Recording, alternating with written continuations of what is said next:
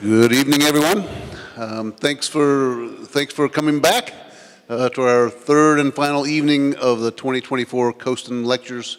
And I mentioned to our speaker that I hope by the end of the evening we will all be unswayed by the fripperies of priestly pomp. And here to introduce our speaker of this third evening is our assistant professor of church history, Colin Donnelly. Thanks very much, John. You know you've really made it in academia, and Judith has, when the person introducing you has to get introduced first. Well, as John said, thank you all so much for coming back to the third and last of these wonderful Costan lectures in which Dr. Judith Maltby has been so ably taking us through the really wonderful and rich poetry of Vassar Miller. Judith is a really extraordinary guide to this poetry. I won't take you through her whole CV because we've had it twice already, and distinguished as it is, we don't necessarily need it to end. But I just wanted to comment briefly on kind of her work that's impacted my own research the most, is really her early work on the 17th century politician and polemicist Sir Thomas Aston, which came out of her doctoral work and then developed into her really wonderful defense of what she's called prayer book Protestants, these establishment, kind of conformist, some would say, Protestants of the late 16th and early 17th century, which culminated in her prayer book and people in Elizabethan and Stuart England, which remains a really essential guide to how the Book of Common Prayer was received, resisted in some cases, adapted, and worked with by people on the ground in parishes in the 16th and 17th century. And Judith has done such a wonderful job in drawing out for us how these people were not, in her telling, stone-cold statues devoid of the kind of evangelical fire that drove some of their more polemical critics, nor were they merely the victims of a brutal and coercive theocratic state, as some historians of the late 20th century might have had it.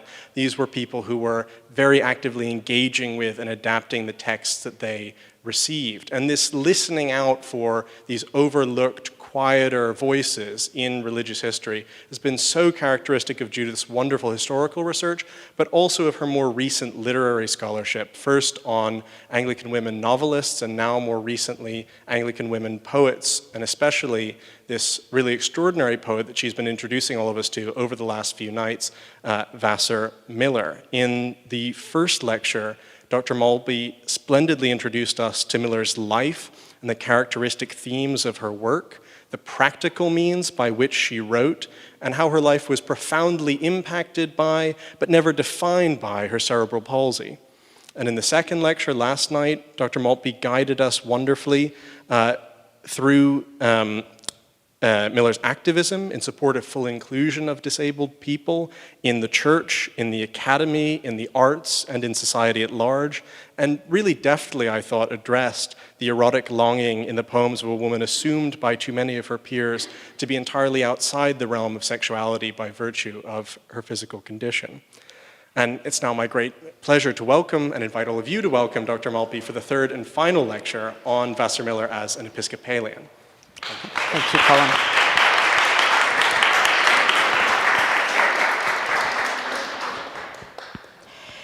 Thank you very much. I'm more relaxed this evening, I think. Before I start the lecture, I just want to give say thank you for the invitation to give these lectures, but even more so for the warmth and welcome that I've had here. And this is a wonderful community. It's a community of formation, people for ministry, and I think you're doing a pretty good job, actually, if I may say so. I do tend, even in the Church of England, I do find spending time with people preparing for ordination always makes me optimistic about the church, as opposed to us old cynics, I guess. And then, thanks to Vincent, we're going to, I've been mentioning this poem, Love's Bitten Tongue, this 22-stanza sonnet series on the life of Christ. So we've a week tonight at 6:30 in the library, we're going to do a reading of Love's Bitten Tongue. Vincent's done a handout, and so if it's totally relaxed to just come along, and we'll take it in turns. It won't be me declaiming like a member of the Royal Shakespeare Company or something. So we're going to share it and have a chance to discuss it. It is the most remarkable Christological and Eucharistic set of poems, so complex that I couldn't really deal with it in the lectures. But so that's a treat for next week for anyone who's interested in. Now, in the previous two lectures, we have explored Vassar Miller's poetry and theology, as well as her biography and her activism and leadership in the struggle for equality for people with disabilities. Her faith, especially her Christian faith, has been not only a constant presence, a constant interlocutor, but also a constant resource, both a companion and a driver for her in these areas of her life and work. As she wrote in the early 60s, Christianity is the religion of the Word made flesh, and poetry is its most natural voice. In this last lecture, I will explore Miller the Episcopalian. I'm slightly playing to my audience here, both in terms of her membership and participation, but also in terms of how we might rightly think of Miller as belonging to an Anglican literary tradition. Next slide, please. So yet again, shameless self-promotion. If you are in the UK in March, Professor Helen Wilcox and I will be repeating our 3-day course on the Anglican literary tradition at the wonderful Gladstone's Library in North Wales. I'll make some other references to Helen Wilcox's work later. Now, as the poet Denise Levertov remarked, there are strong resonances, especially with George Herbert, as her poetry, like his, explore the church year, the sacraments, and the priesthood. But first of all, Miller's relationship with the Episcopal Church. As you might guess from the previous two lectures, this was not an uncomplicated story about a complicated person, nor is it one of any sort of denominational triumphalism. As you might guess from the quotation for this lecture, Miller's Christology was deeply sacramental, but the Eucharist had little to do with the fripperies of priestly pomp. Miller was something I fear is less fashionable these days, at least in the UK, a truly ecumenical Christian, deeply informed, but also deeply unfussed by the institutional divisions and divides of the Christian churches. She was critically and knowledgeably appreciative of the strengths and weaknesses of the variety of Christianities. Now, Miller was not a cradle Episcopalian. Her father and stepmother were Presbyterian. Her paternal grandfather was a Roman Catholic. Her grandmother was a Presbyterian. She attended Presbyterian Sunday school. As a young child, a family maid took her to revivalist meetings, unbeknownst to her parents, which they would not have approved, which she fictionalizes in one of the few short stories of hers I have found so far to date in print, called The Pact. In the story, the 7-year-old narrator finds the fictional Church of the Healing Waters she is taken to by the family maid, not nearly as aesthetically pleasing as her own fictional St. Timothy's Episcopal.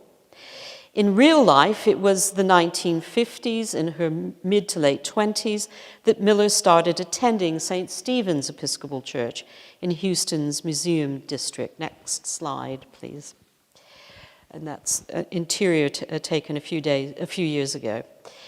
She quit Presbyterian Sunday school during college in the late 1940s, having, quote, discovered biblical criticism in the college library, which perturbed my faith, but also discovering mystical literature, which I discovered in the stacks and in the downtown library, and that salvaged it.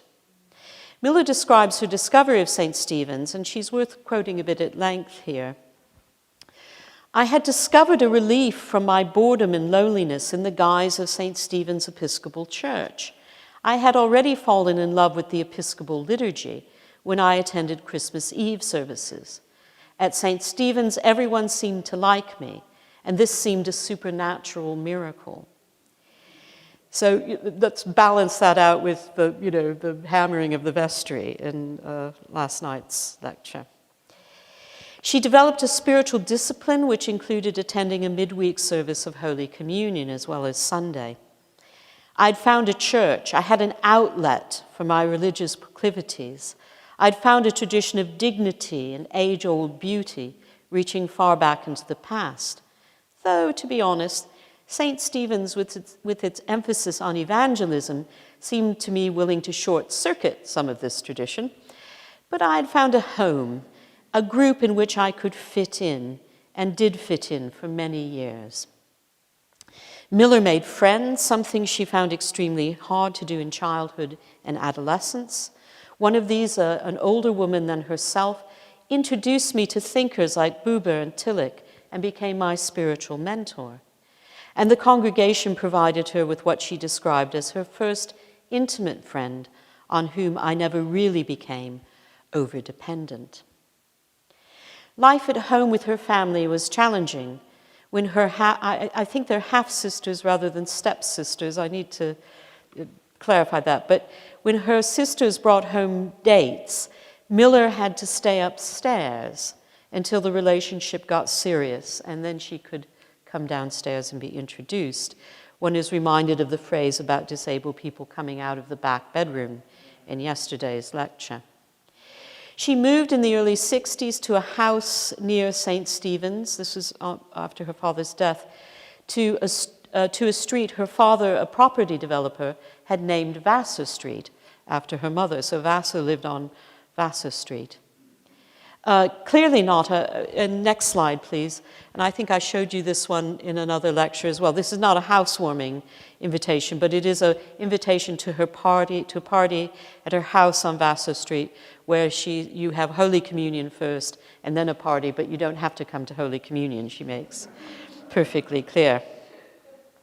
In yesterday's lecture, in the context of Miller's disability activism, I discussed her conflict with the vestry at St. Stephen's over improving accessibility at the church in the 1980s.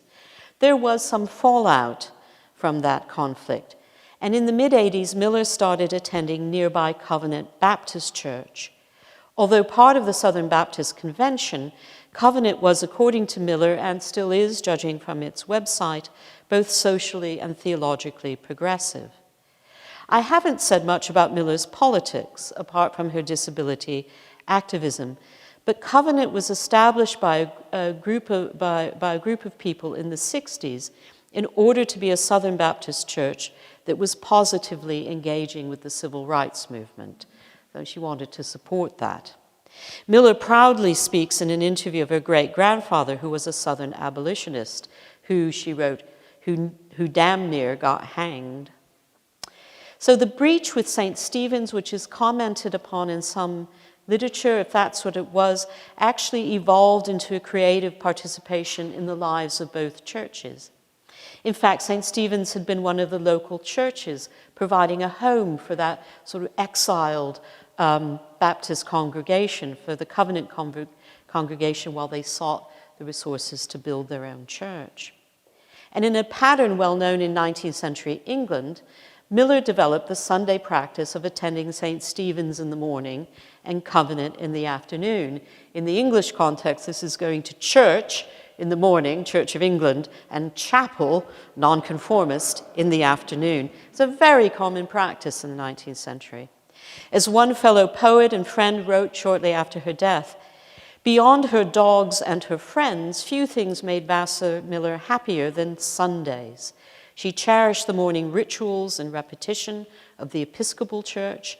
In many ways, it gave her structure. There's that way of reading her imposed on her again. In the afternoons, the liberal Baptist congregation freed her from tradition. This, of course, is too binary a way to speak of either Christian tradition. Next slide, please. In 1998, the year of her death, a joint Eucharist service was held by both congregations to celebrate Miller's birthday. It was a rite to Eucharist, with her rector, of whom more a little later, presiding and a member of covenant preaching. Several of her poems have been set to music as hymns, including Without Ceremony, which I've got to have a sit down with Marty about this, that we heard about, I think it was read out yesterday. Now, I don't really have time to go into Miller and music, and I've got more work to do.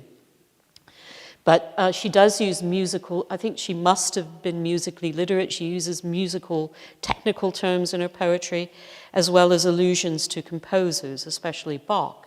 They're scattered through her poetry. And her papers in Houston show her further interest in music and liturgy. There are settings of a few of her poems by professional musicians. There's also correspondence over the project which led to the 1982 hymnal, in which her submission was rejected by the Standing Commission.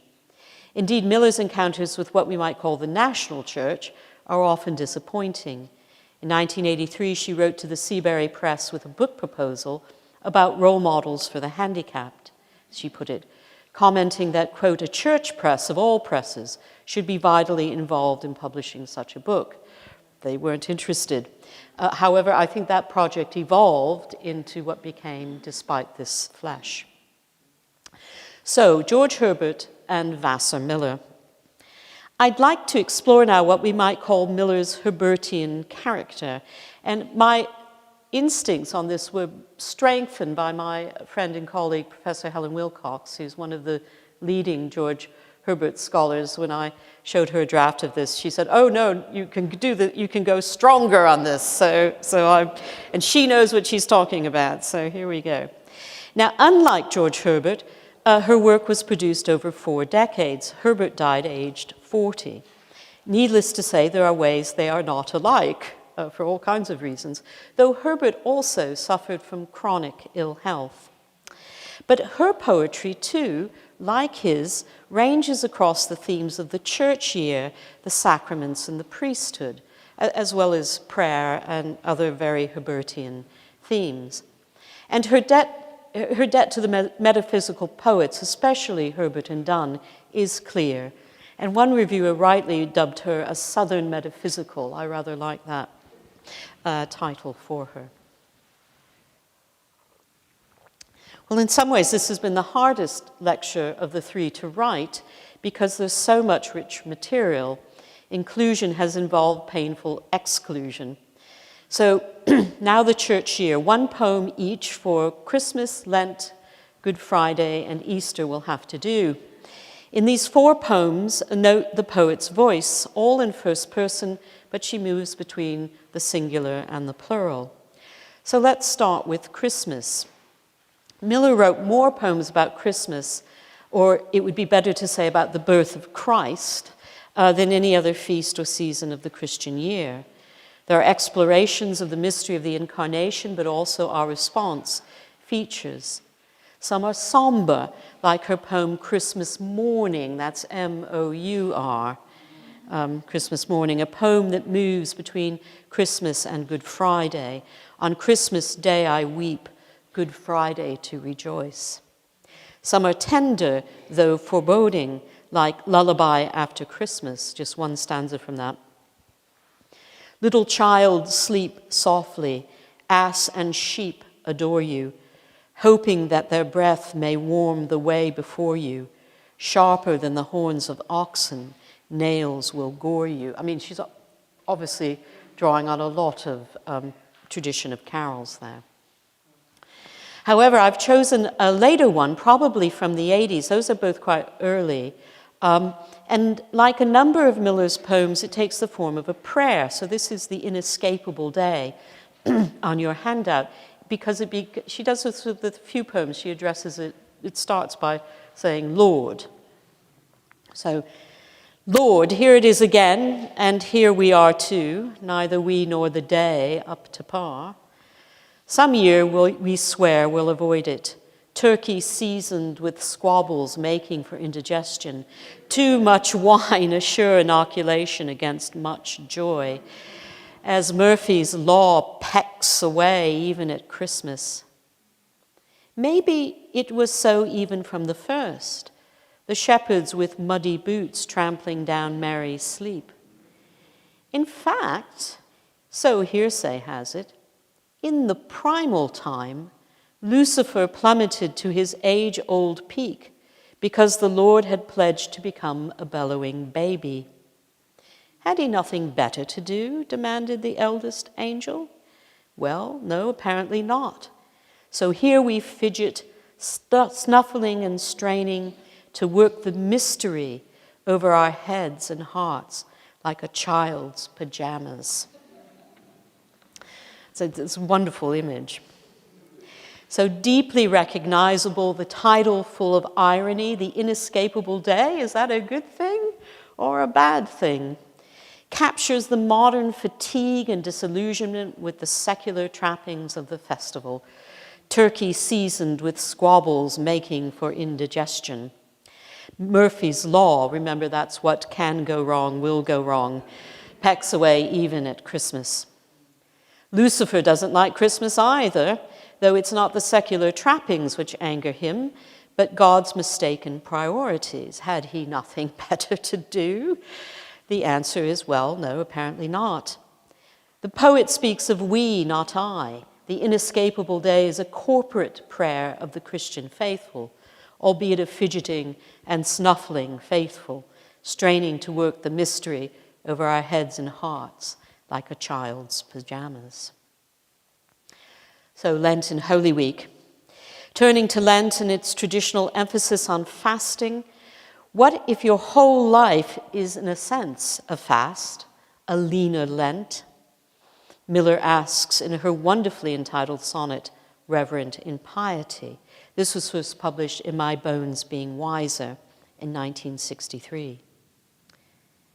I will not fast, for I have fasted longer than 40 days and known a leaner Lent than can be kept with ceremonial hunger. Since life's a lengthier season to repent than the brief time when spring's first winds may tease the ashes on the brow, when bird songs intercept the misereres chanted on our knees, and ritual tears that I have such hours wept mirror a double and muddy vision that would not win a blessing from a priest. Hence, purity born from my pain's precision refuses here to fast upon a feast, glutted till now on sacraments of air, memorials to loves that never were. This poem begins by challenging the traditional observances associated with Lent, fasting and penitential kneeling. I think I probably should have had you move on to the next slide. Sorry about that. Yes, that's right. So Vassar's back. The poem begins by challenging traditional observances associated with Lent, fasting, penitential kneeling, ashes, when spring's first winds may tease the ashes on the brow, when bird songs intercept the misereres chanted on our knees. Her whole life, and note the use of the first person here, she maintains is a working out of her devotion in her body, purity born from my pain's precision. Miller, commenting on reverent impiety a few years later, and that, when she was challenged, it was a bit dark.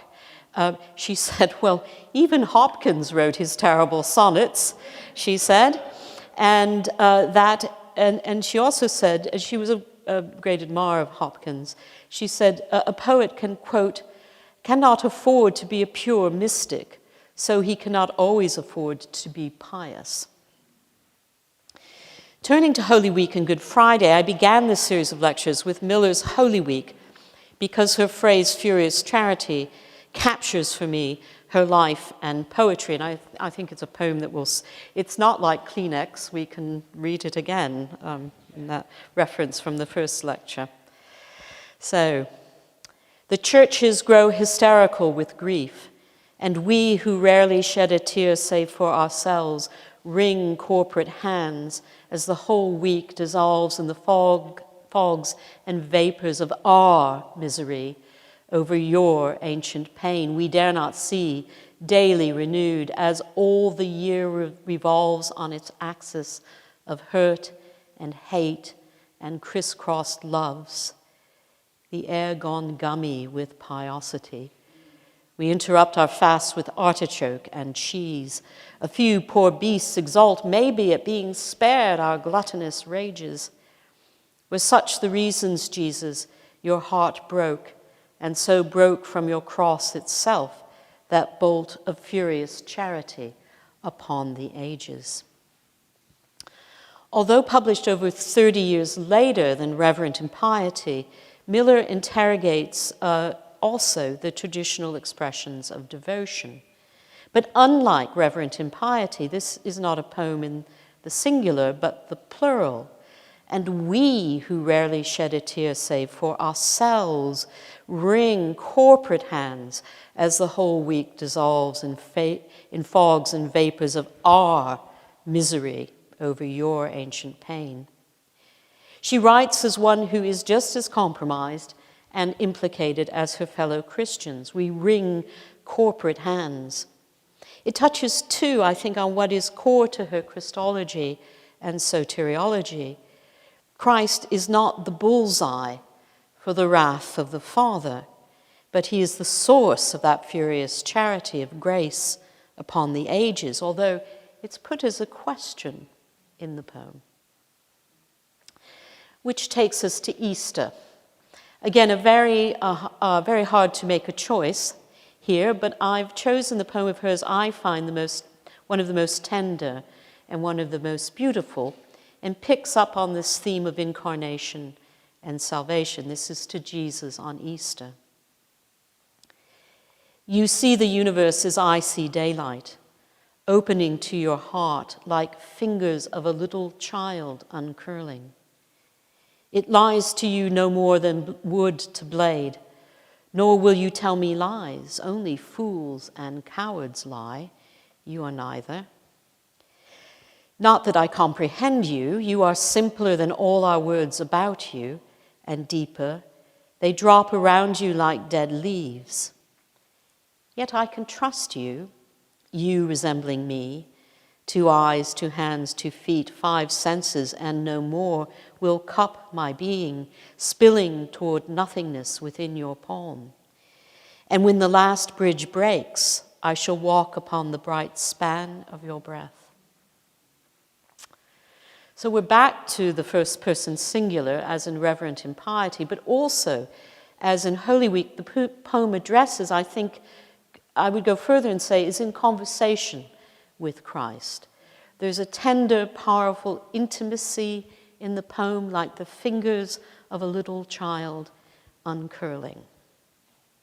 So I now have a confession to make, and that is for nearly 4 decades, I've been preaching for about that long, I never understood why the lectionary has Good Shepherd Sunday in Eastertide. It just always baffled me. And during the pandemic, before I retired as a college chaplain, obviously we couldn't have chapel services, so my organ scholars and I were podcasting a stripped-down service of the Word in which I paired the gospel for that Sunday with a poem.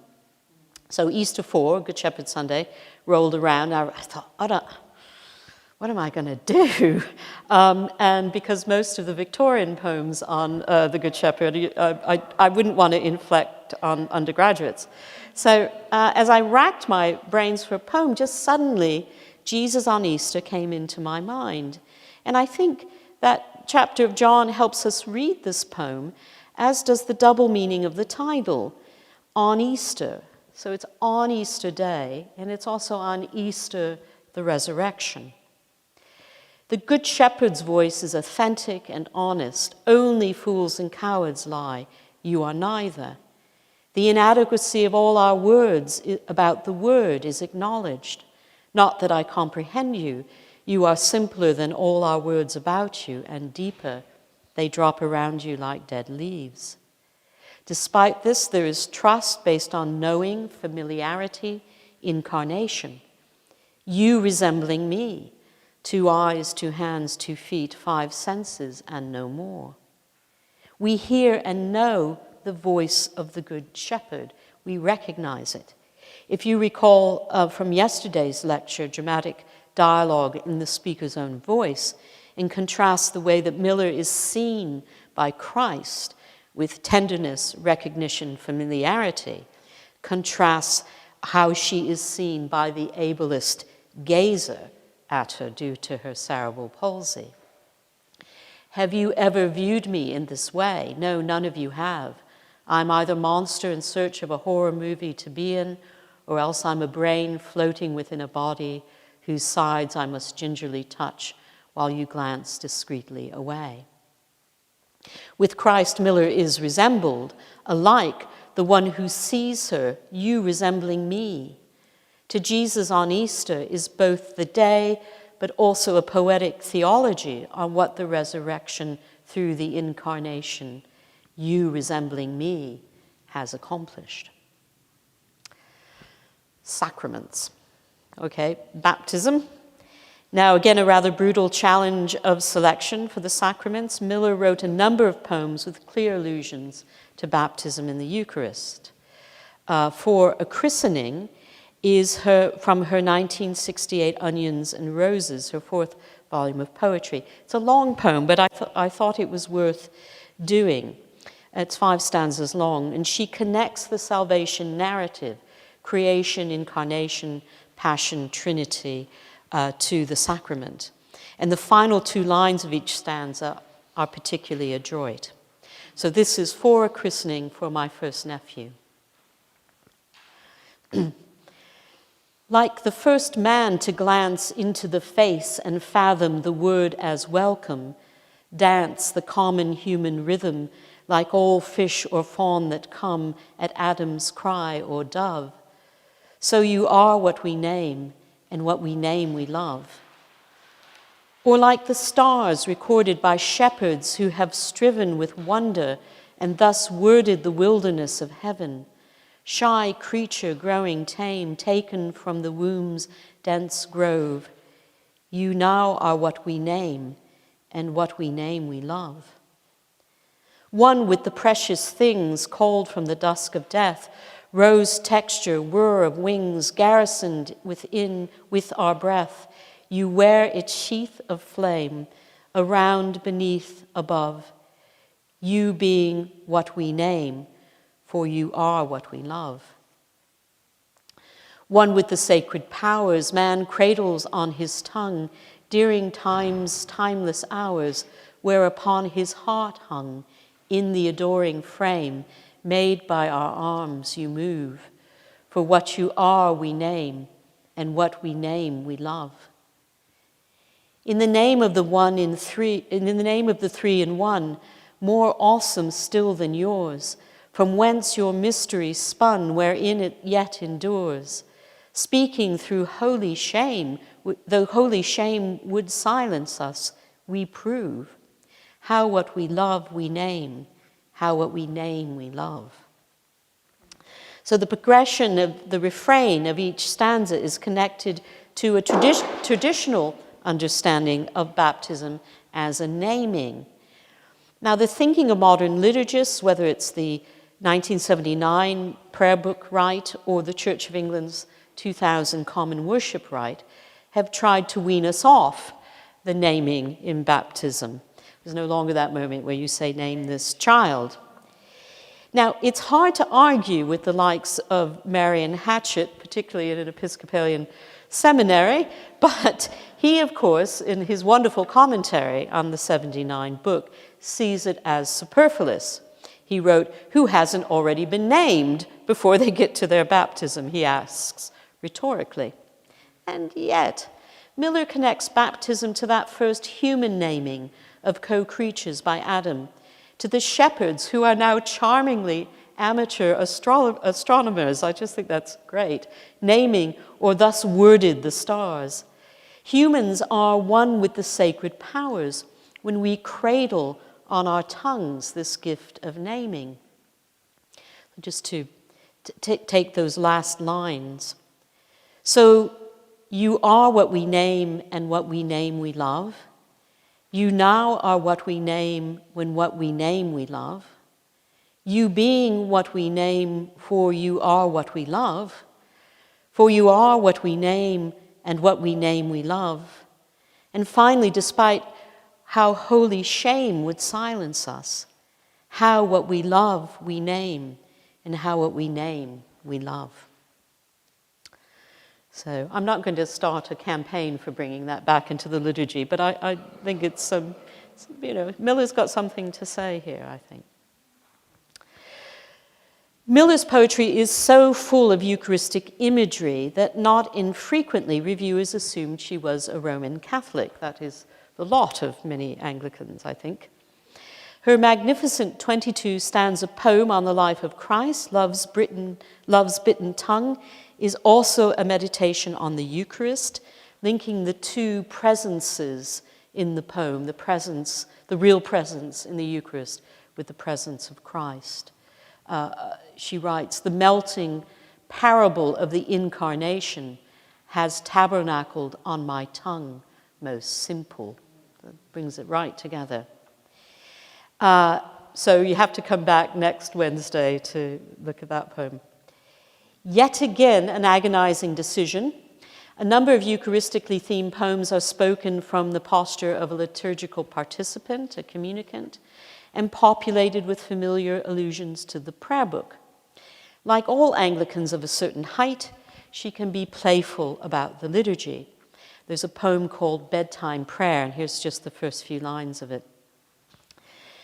Thank you for Holy Communion this morning, although it was the ritual I enjoy most. Bowing at the right time, the crossing myself at the right place, missing no trick, like a child with a new toy.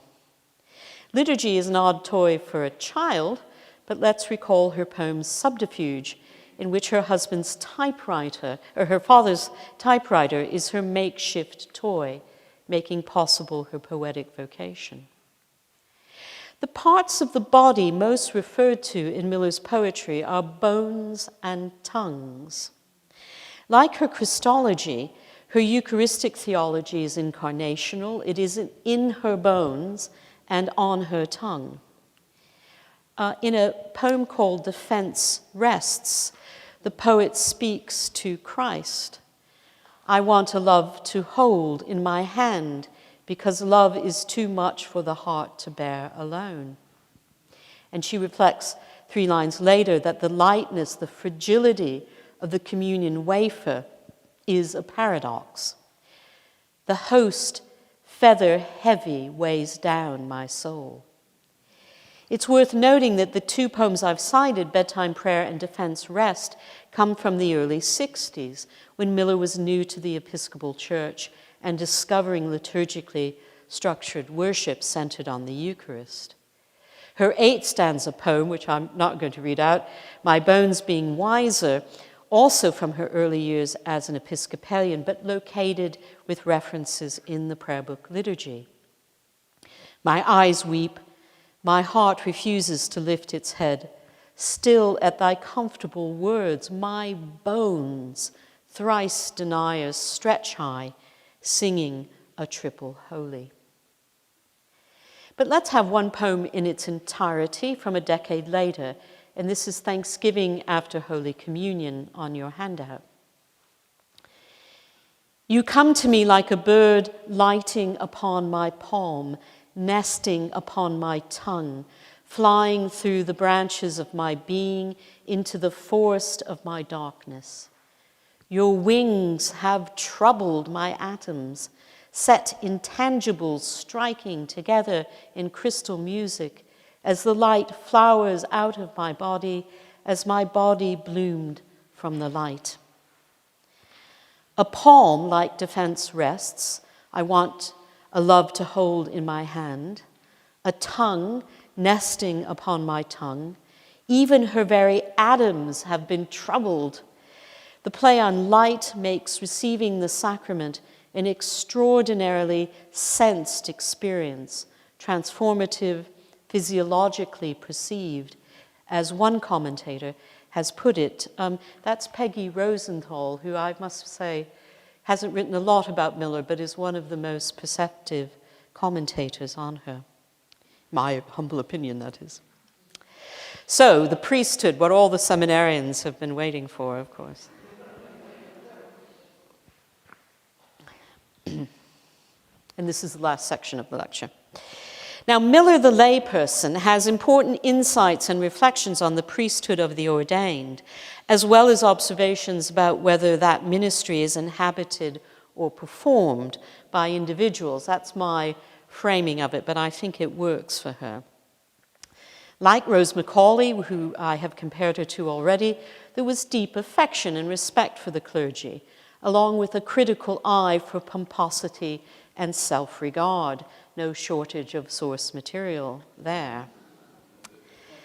Now, I do not know if this is significant or not, but when crafting deflating portrayals of the clergy, Miller largely went for prose rather than poetry. Maybe they're not worth the effort required of verse compared to prose. An exception to this is an early poem called The One Thing Needful, a carefully chosen title alluding to the rich young man in Matthew, which appeared in her 1963 collection, My Bones Being Wiser. Miller takes a young minister, it isn't clear what denomination he belongs to, down a peg or two. Therefore, young man, as good as debonair, who give your gospel with so fine a flair, you tell us that since you yielded up your all to God, he's overflowed your cup. Needless to say, for Miller, such quid pro quo understanding of faith as a monetized exchange between the human and the divine is a distorted and impoverished understanding of the gospel. But still, the love we have no right to measure concerns itself with neither pain nor pleasure. What then? St. Bernard tells us, and there is, God knows, no rhyme or reason except his. But it's in her prose that the clergy really get pasted. Among Miller's papers at the University of Houston are about 30 short stories, and only a few were published that I've been able to find. In a story called To Tell the Truth, probably written in the late 60s or early 70s, a middle-aged spinster, Miss Clark, is undergoing a medical examination for cancer, and she has an important appointment with the specialist, which probably will be bad news. She is the only member of her family who attends church of any kind, her behavior being, quote, assumed by them to be part of her general incompetence. The Sunday before seeing the specialist, she rises early and goes to Holy Communion. I'm going to quote quite a long passage, partly to give you a sense of Miller's fictional prose, but also because it's a remarkable little period piece, I think, about the Episcopal Church in the late 60s. She went early when there would be no sermon, or only a brief one, both because she hoped to receive whatever benefit the sacrament might bestow, and because right now she could not bear the rector's homiletic enthusiasm. He had more than his fair share of enthusiasm for an Episcopal clergyman, inspired by a somewhat sobered power of positive thinking philosophy and a passion for the evangelical thrust of the church. So overwhelming was his passion that he hardly seemed to care that the church had very little to thrust with. He seemed to assume that a member of his congregation, broken up into prayer groups and Bible fellowships and witnessing calls, would ipso facto be a burning and shining light. Miss Clark had long withdrawn in disillusionment from these coteries of the elect. Her rector would never quite understood if he remembered that she had ever belonged. No, she wouldn't tell him, she decided, as she sat dry-mouthed and shaky through his short meditation. Kneeling at the rail to receive the host and chalice, she could make no prayer more elegant than, "Don't let me panic." Suddenly she felt that this must be the modern equivalent of "Thy will be done," and felt a little stronger. But if her insight might prove a contribution to contemporary scholarship, no one would know it. She would not share it with any of the elect. Her church was home, simply because she was used to it.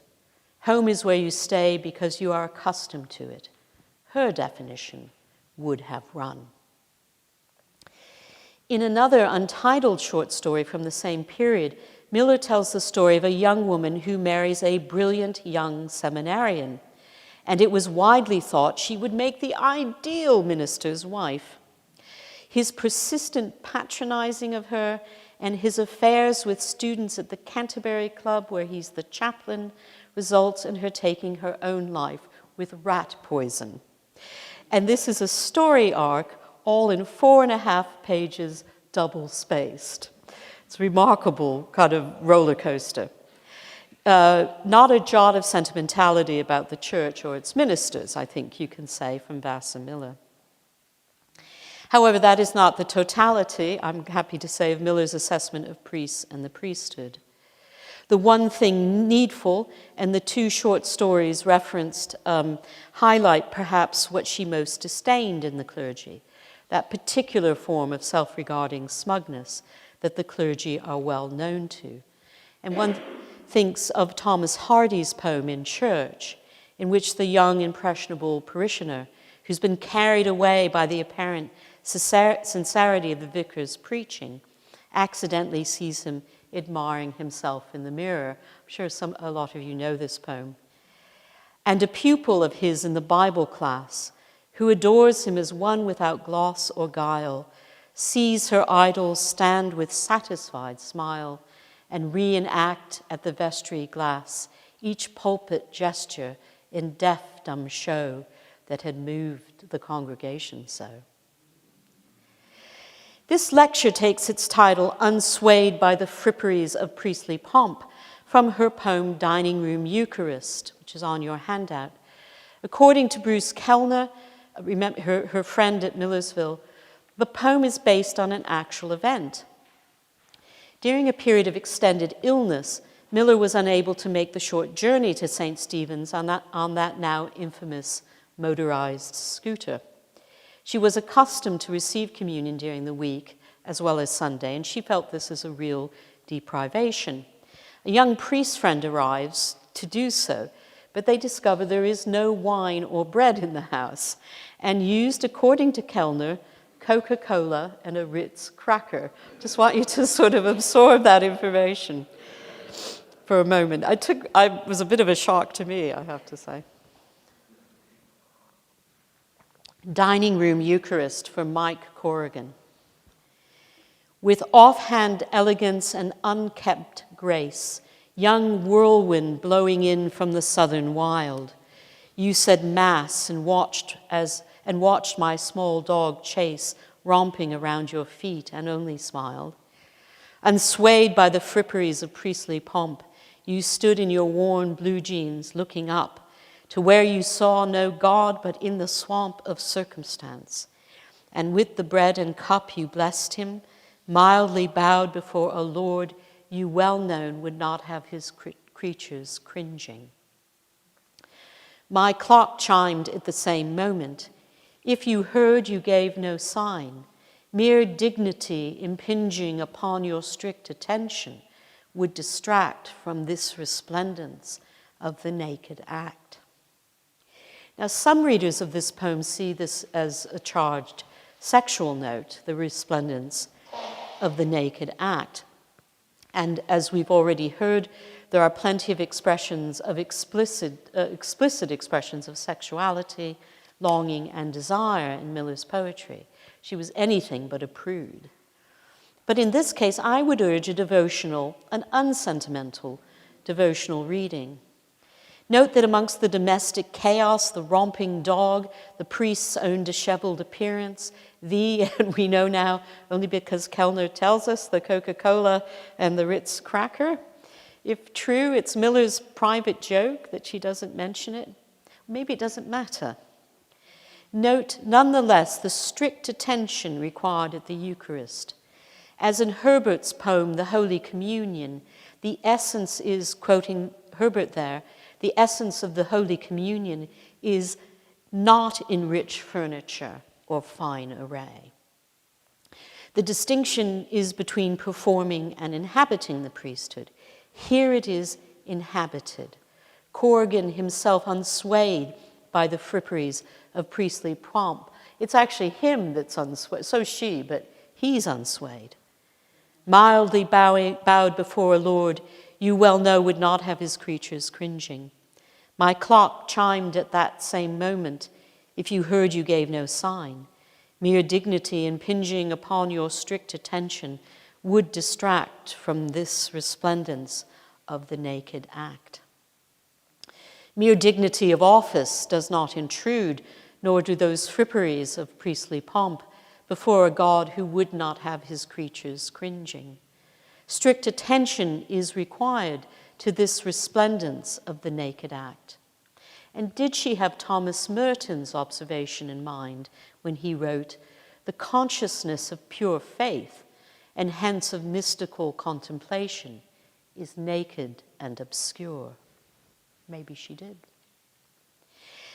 Now, St. Stephen's was the first parish in the Diocese of Texas to call a woman as a rector, the Reverend Helen Havens, in 1981. Next slide, please.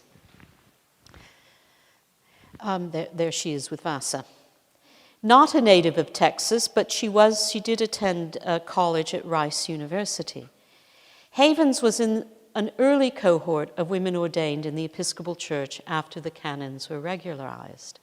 She was priested in 1977 in the Diocese of Texas, but not by the then Bishop of Texas. He would not ordain Havens to the priesthood, but he did allow the then Bishop of the Rio Grande to conduct the ordination in Houston. The discernment process in the 70s, Havens later wrote, was bruising, if not brutal, and she recalls being told that, quote, she was emotionally disturbed and in need of extensive therapy. Being of the 94 generation in the Church of England, I can tell you that is exactly the sort of things that was said to one. All sorts of other things were said too. Rather remarkably, Miller's conflict with the vestry and other parish leaders over the issues of disability in the 80s, which I discussed yesterday, Havens appears never to have been in her firing line. In one of the three poems about Havens and priesthood, Thanksgiving, Themes, and Variations, she alludes to the long struggle for ordination that Havens' generation experienced. Lovely lady, glowing white, stand sterner, lest you falter. Preaching Christ, you too must fight, always at his altar. Perhaps Miller recognized in Havens someone who had been tested about access issues as well, in terms of access to the altar. Miller published 3 poems about Havens as a priest: Study in White for the Reverend Helen Havens, Thanksgiving, Theme and Variations, I've just quoted, and for Helen on her birthday. They're loving and appreciative, but I think this what saves them from sentimentality or embarrassingly deferential clericalism, is that Miller's poetic reflections on priesthood and on priests are always placed in the larger, greater context of the Eucharist. In Study in White, the priest moves at the altar an air of elegant holiness. But there's purpose to this elegant holiness, and the poem ends with, "May hear the wafer touch to my tongue, leave your white prayer in my mind." The references to whiteness, I'm sure, are a reference to the alb worn by the celebrant. Miller's poems on Havens' priesthood brought to mind Herbert's 7-stanza poem on the priesthood. I'm not going to read all that out to you, but I think I have put the 5th stanza on your handout. So this is from The Priesthood by George Herbert. "But the holy men of God such vessels are, and serve him up who all the world commands. When God vouchsafeth to become our fare, their hands convey him who conveys their hands. Oh, what pure things, most pure must those things be who bring my God to me. No pressure, seminarians, there. Now, this elaborate glorification of the priesthood was written by Herbert while still a layman. I think that's very significant. His much better known poem on the priesthood, Aaron, was written after he had taken holy orders. And I put the poem in the handout as well. Although it's a well-known poem, probably his best-known poem, I would guess. In Aaron, the poet-priest is disabled by his awareness of his own inadequacy compared to true Aaron's, contrasting the priestly apparel of holiness on the head, light and perfection on the breast. Thus are true Aarons dressed. Herbert finds profaneness on my head, defects and darkness in my breast. Poor priest, thus am I dressed. The poem is resolved, Herbert's doubts are resolved, by the grace of putting on Christ, who lives in me while I do rest. Come, people, Aaron's dressed. And one can detect Herbertian influences in Miller's poems on the priesthood. In both cases, Herbert and Miller, the putting on of the appropriate garment, which is the putting on of Christ, features. It's also a Pauline reference. Of the three poems, however, for Helen on her birthday is for me the most eloquent, carefully structured, with a playful rhyme scheme.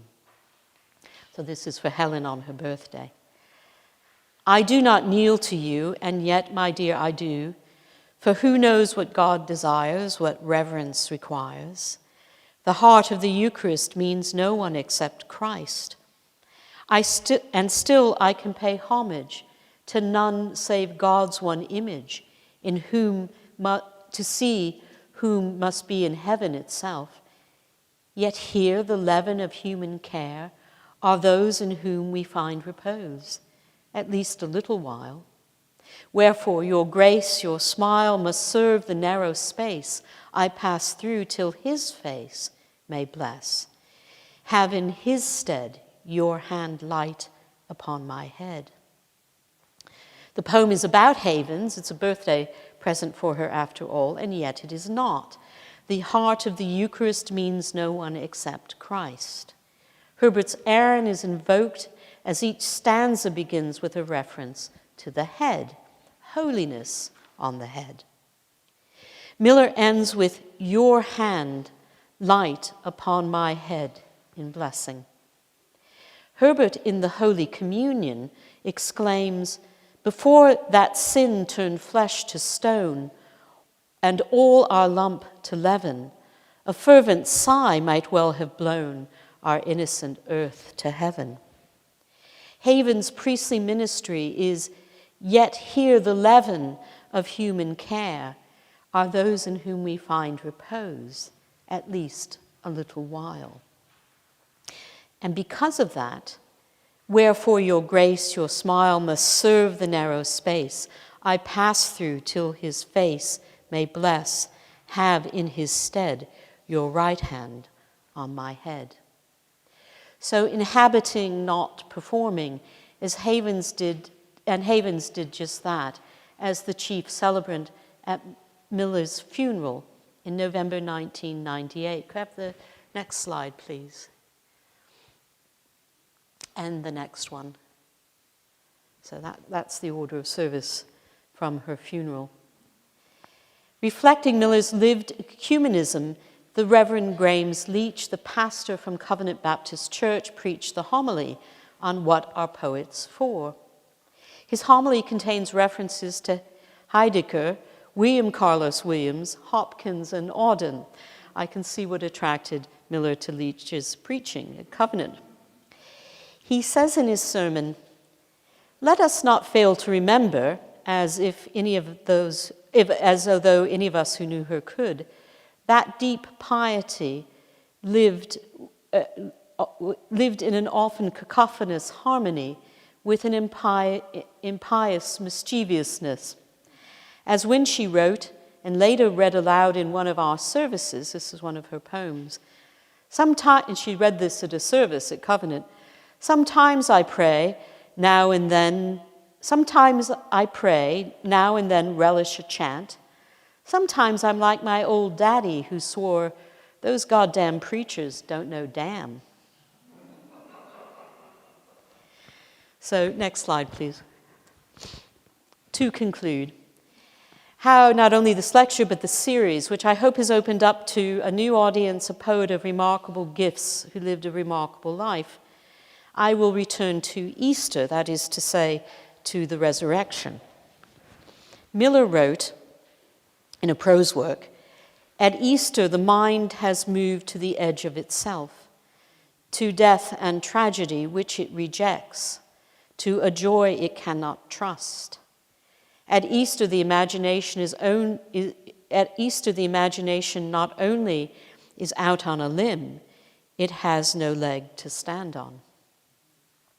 Yet she tells us Christianity is the religion of the Word made flesh, and it is in poetry that both the faith and Vassar Miller find their most natural voice, thanks to an Underwood typewriter. It is in the incarnation the imagination finds a leg to stand on. The risen one who resembles us looks back at us. There is joy to trust. Nor will you tell me lies, only fools and cowards lie. You are neither. Our imaginations are out on a limb with no leg, wooden or otherwise, to stand upon. And yet I can trust you, you resembling me. 2 eyes, 2 hands, 2 feet, 5 senses and no more will cup my being, spilling toward nothingness within your palm. And when the last bridge breaks, I shall walk upon the bright span of your breath. And here's the applause for Vassar Miller. Thank you.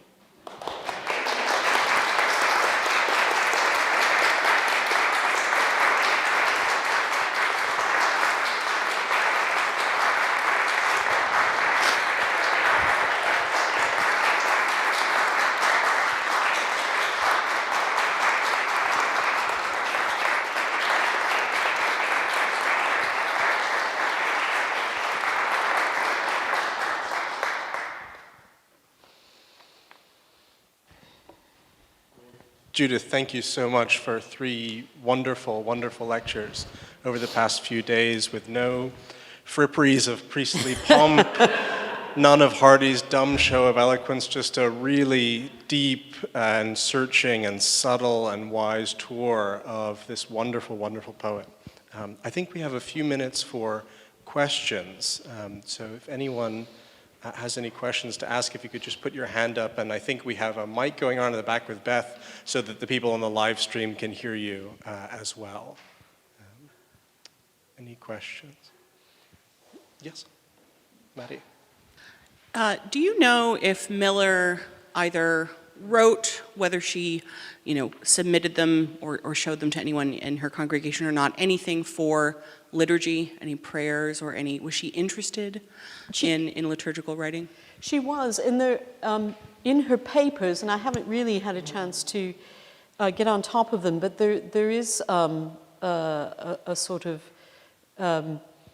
poetic mass, for example, and I haven't come across prayers written as that genre, though a lot of the poems take the form of a prayer and often are addressed to God, as the one on Christmas Day, the inescapable day. But that's only one of several examples of that. So, if she did, they haven't survived.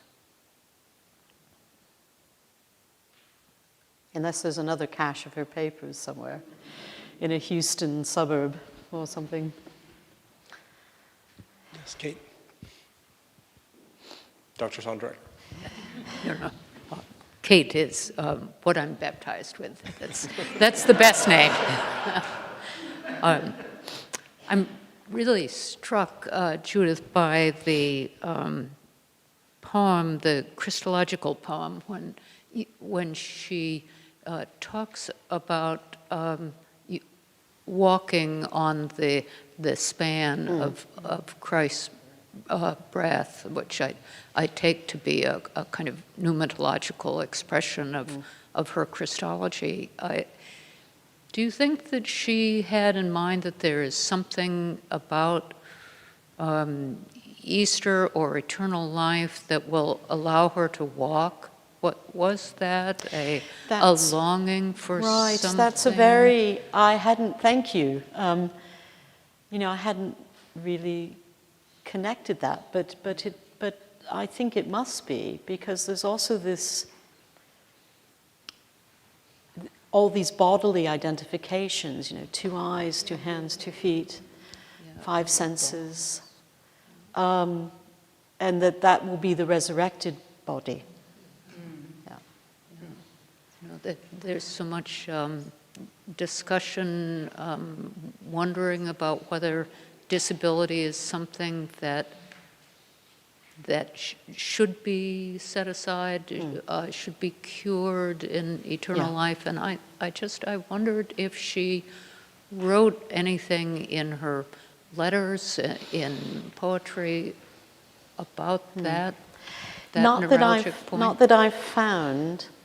And you're right, it's a very, as I'm making my way as a novice into the field of disability theology, it is quite a contested idea that there was a wonderful conference in Oxford in September called Reconfiguring Biblical Disability.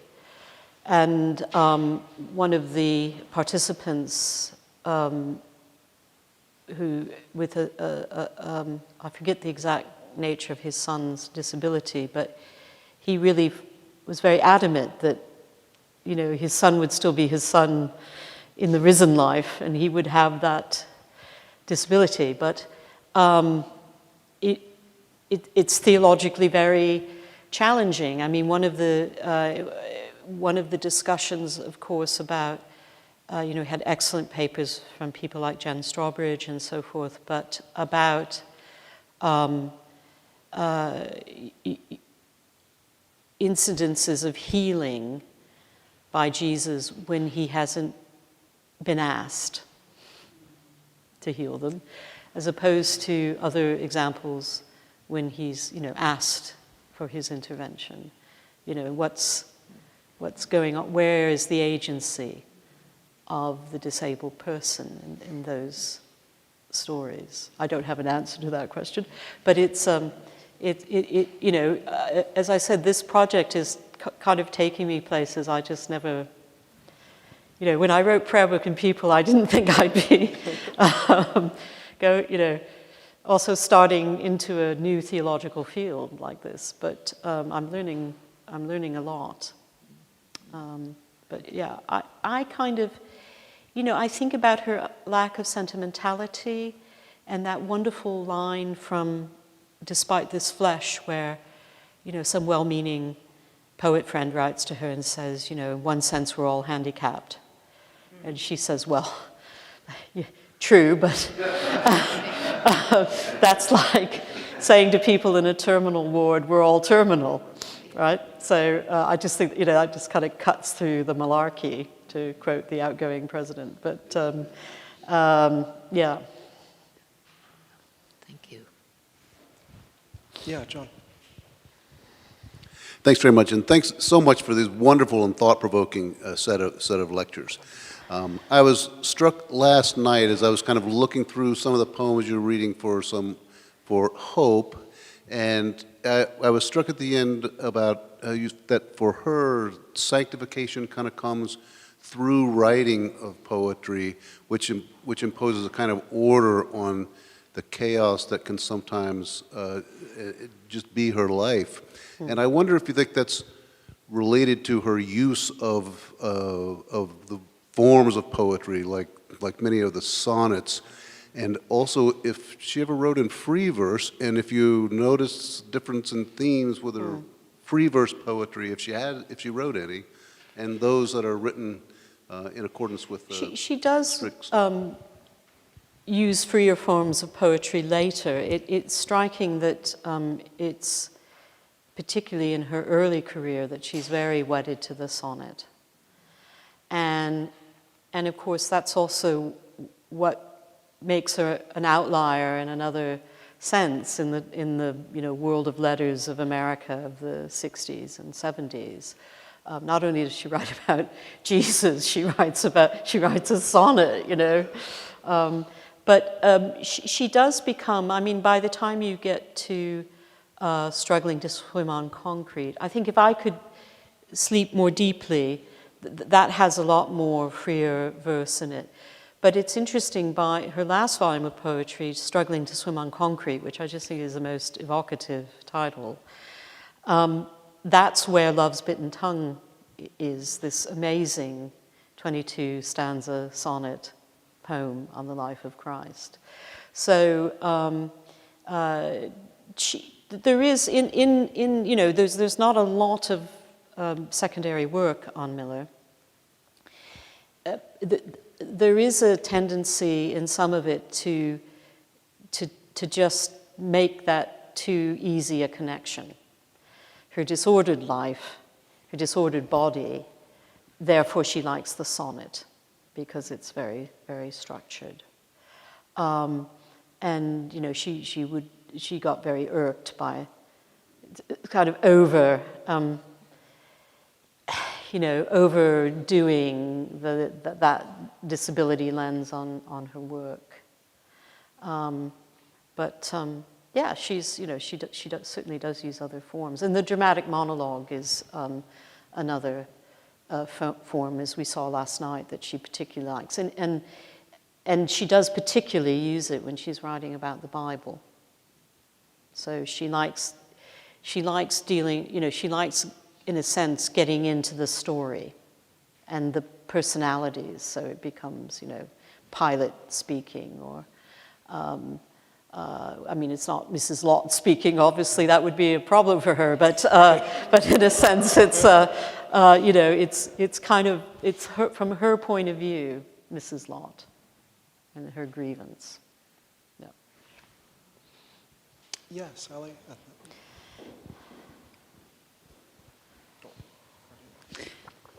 Do you know if any of her hymns were published in other denominational hymnals? I don't, Marty. And this is, I'll be coming back to you for help, actually. This is something I need to get, do some more work on. And we'll see. I mean, there are copies in her papers of a couple of her poems set to music, but it's not clear that they're photocopies out of a hymnal or anything like that. So perhaps we should have a book of hymns that were rejected for the hymnal 1982. Could be rather interesting. Well, it could be interesting, couldn't it? I mean, there's a sort of I don't know who's responsible for these sorts of things, but presumably the calendar gets revised from time to time. And I really think Vassar Miller might have a place in the Episcopal calendar, actually. It's, most of the people there are pretty ableist. So I think that would be something that might make up for rejecting her poem for the 82 hymnal. Sally, did you have a... I'm kind of so struck by this idea of poetry as sort of being her body. It was the way she embodied in the world. And you mentioned last night, poetry to her was Trinitarian. So you said it was, I wanted to repeat that to myself. It's redemptive, it's sanctifying, or was creative, that redemptive, creative, sanctifying. and redemptive and sanctifying. Okay, I was throwing sacramental. I think that's right, yeah. That's a wonderful thing that she came up with, really, because it is that. Yeah. It can be. And she writes that, this Sarah's question last night about the influence of feminist theology, you know, she's avoiding the maleness of the Trinity. Not that God's a man, of course, but you know, she's using different language that has really, you know, come out of a lot of feminist theology. So I suspect she's more in that swim than she Era, too. So she was right in that was her era. Yes, so she was right in the middle of that. I mean, Sarah's question last night about the you know, sort of trying to map direct influence of feminist theology in the period is hard to do, you know, in terms of actual direct allusions that you can footnote, or even references in her prose writing. But there are still, there are, you know, I haven't gone through all her letters yet and things, so there's still more to do.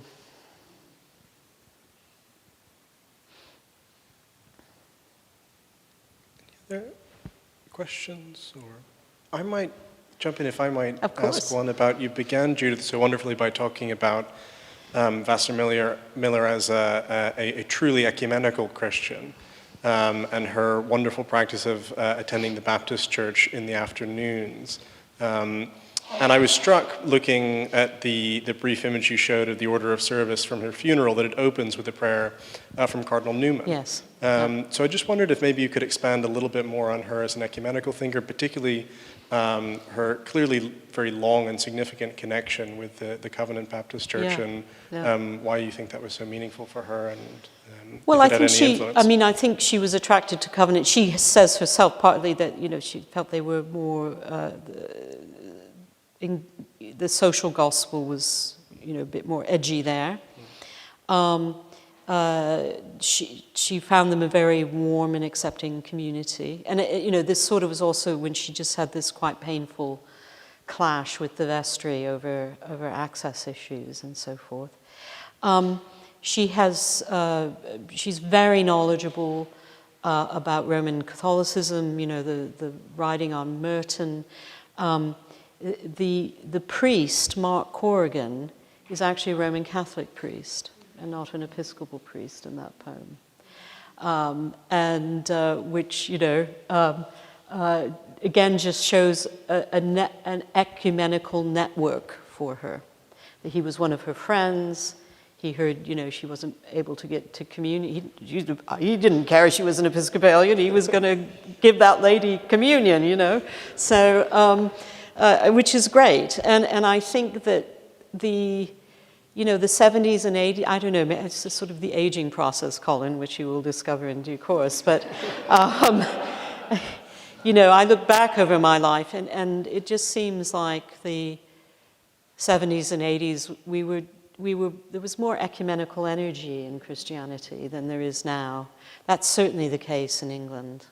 You know, maybe it's the case here too, but it just doesn't feel, I mean, maybe we're all just in survival mode as denominations, and that's what's controlling us. But you know, it just seems to me there was a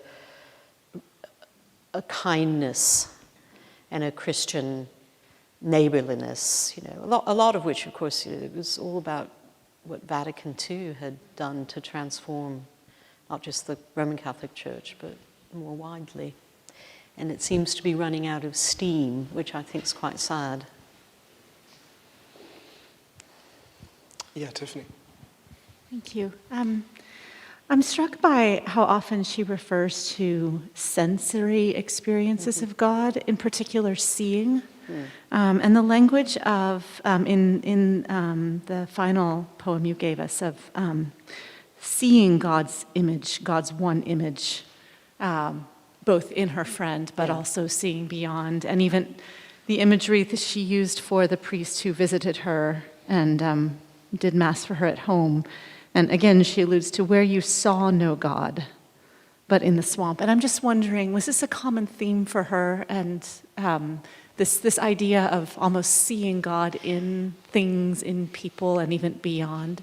Yes, I mean, that's a very good point. There is a lot about the visual in Miller's poetry. And, God is both, he alludes, but then he's also there.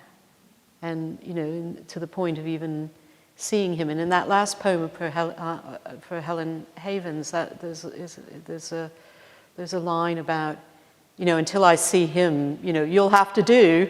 And, it's meant very affectionately. And I suppose there's, that's a strong feature.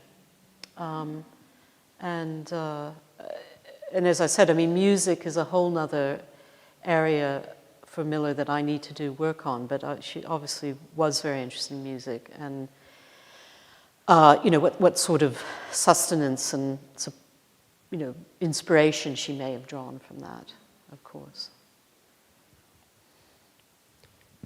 Well, thank you so much, Judith, for these really, really wonderful lectures and being so kind to stay and answer so many questions. Thank you.